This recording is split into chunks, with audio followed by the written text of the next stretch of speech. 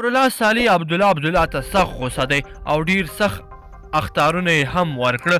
دا چې د اخطارونو او سخت غوسهوالي علت یې څه دی ویډیو راسره تر پایه پورې وګورئ. ګرانو مینوالو السلام علیکم.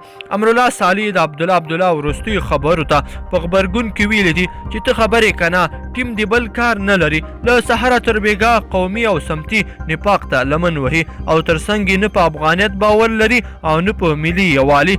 نن د ثبات او همپالنې ټاکنیز ټیم مشر عبدالله په کابل کې رسنیو ته په خپلو خبرو کې وویل چې رایې دې بیا نه شمېرل کېږي او که بیا وشمېرل شي نو دوی به نور سوله ییز ګامونه پورته کړي.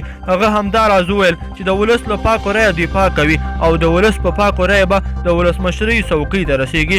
هغه همداراز د ټاکنو له بهیر څخه هم خپل پرېکون اعلان کړی دی او خپل څارونکي د ټاکنو کمیسیون څخه ورغوښتي دي. د ولسمشر غني په مشرۍ د دولت جوړونکي ټاکنیز ټیم لومړی مرستیال امرالله صالح بیا په خپله فیسبوک پاڼه د عبدالله خبرو ته غبرګون ښکاره کړی دی او هغه ټیم یې په سمتي نفاق تورن کړی دی. هغه همداراز لیکلی دي چې عبدالله د خلکو له کوم حق د دفاع خبره کوي. هغه ورته وایي تا هیڅ په ټاکنو باور نه درلود. په کومه ورځ چې د ټرمپ او طالبانو پټه اړیکه پرې شوه بیا پر ټاکنو او جمهوریت باوري شوې. امرالله صالح همداراز وایي چې د ټاکنو خپلواک کمیسیون غړي د ټولو ټاکنیزو ټیمونو له لورې ټاکل شوي دي، خو عبدالله بیا کمیشنران په تقلب تورن کړي دي.